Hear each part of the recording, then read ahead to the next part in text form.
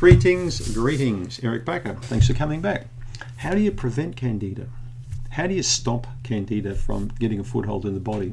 If you've never had it before, or maybe you've had it, it's gone away, but you don't want to get it back, okay? How do you stop it? Well, look at me. I had really bad Candida in my 20s. I stopped it. It took a while, but it was a seriously bad Candida case. How did I stop it? I stopped doing what contributed to my Candida in the first place. And in my instance, it was antibiotics, but it was also a high stress job and a crappy diet. It was a combo of those three things. It was basically like I was sucker punched, you know. The antibiotics were basically the straw that broke my back, literally my camel's back, okay?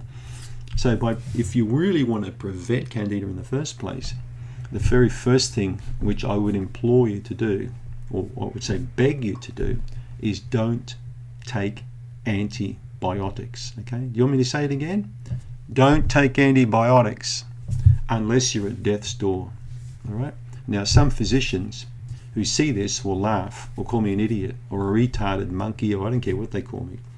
The carnage I've seen from these antibiotics over the years is horrific, absolutely horrific. I cannot tell you how many times I've seen cases of people taking antibiotics, sometimes for one whole year daily, because the doctor said, you've got to take them every day or you'll die. Yeah, well, come on, mate. To me, it's like walking around with a loaded handgun, you know, and you're playing with the trigger every now and then, you know. But when you swallow those pills on a daily basis, it's like Russian roulette. Come on. Anti-life. That's what it is, anti-life, okay? I know I'm going off my high horse again and going all weirdo and all stuff like that, but I implore you, if you want to prevent Candida, this is the number one thing to do, to not take them, okay? Unless it's a seriously bad case of, okay, an infection. Then you need them. I'm not arguing that point. No arguing. But if you get a tiny little cut on your finger and you get told to get on amoxicillin for 2 weeks, dumb. Dumb, dumb, dumb, okay? Dumb and Dumber. That was a good film. I quite like Jim Carrey. Should have been a doctor, that guy. Probably make more sense than most of the medical people out there. He'd make you laugh that much, you'd be well within 2 days. You wouldn't need any drugs, would you? Now, what was the question again? How to prevent Candida. That's number one. Number two, obviously you need to look what goes in here, okay? Because eating donuts and drinking Dr. Pepper and stuff like that, and high sugary drinks, particularly long term with high stress, you're going to get a gut problem, okay? So, I don't need to keep banging the drum on low sugar diet. I don't need to keep banging that drum. I've done that so much on this channel. It's almost like a drummer's channel, okay? We don't need to talk about that anymore. So people who know me, or who know this channel, will know that natural sugars are generally fine, okay? Now, a lot of people are going to argue the point and say, I can't have natural sugars like oranges or cantaloupes because I'll get Candida. You won't, okay? Unless you're having a few gallons of Coca-Cola on this side and a couple of packets of fries on that side, okay? And then a high-stress lifestyle on this side. If everything's lopsided, okay, maybe that orange juice, not juice, but that orange or that banana is not a good idea, okay? But if you're like me and you don't eat that kind of crap at all, and the things you eat are actually grown out of the ground or in the ground, then you can eat natural sugars. Now, I'm a beekeeper. My beekeeping season's starting, okay? I'm just about to double the amount of hives I got. I eat a lot of honey, okay? Do I bloat and fart? Do I have jock itch? Do I have a Candida problem? Do I eat a lot of honey? Okay, so eating natural sugars, which people have done ever since people have been walking on this round thing, not a problem.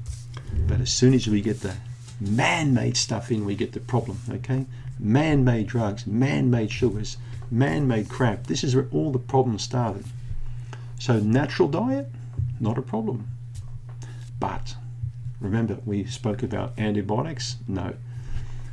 Unnatural sugars, okay? Man-made fake kind of stuff, fake sugars and stuff? No, okay?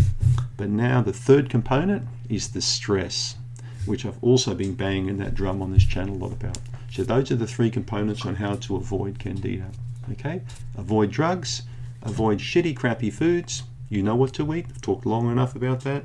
And the third one is understand the link that stress plays, the role it plays in lowering your immune system and increasing your susceptibility.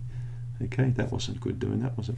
Increasing your susceptibility towards a whole lot of diseases. Not just Candida. We're talking heart disease, we're talking diabetes, we're talking dementia, we're talking, you know, pin the tail on the donkey, we're talking, okay? Just get a big round board, put diseases all over it. Then get a dart. When you're highly stressed and you're really stressed, throw it, and that's probably what you'll get, literally, okay? So the stress component is what nobody talks about.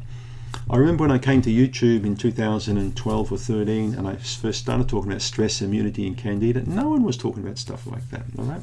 People don't see stress as being a link, okay? But if you want to avoid getting Candida, stress needs to be minimized as much as possible, or if you can't do that, you need to understand the role that stress plays in lowering immune function. Okay, when that coin finally drops in some slot in the brain, you'll go, aha. Okay, that'll be an epiphany. That's the light bulb moment, all right? And many people, I've seen the light bulb go on when they saw that. All of a sudden they understood the link with stress. It was like, ka-ching, the light went on. You could see it, okay? And that's the piece of the puzzle that could be missing for that person, is understanding that concept. So I want you to have a think about those 3 concepts. This is a long video, I realize, but you think about the antibiotics? No, not a great idea. You think about the crappy diets? Not a great idea. And then in turn, the third one, you think about the stress angle, okay? If you've got those 3 things covered, then you understand this video, the chances of you getting Candida are probably about as, you know, bigger chance of me getting hit with a meteorite right now, okay? No meteorites out there? No, it's looking good today. Thanks for tuning in.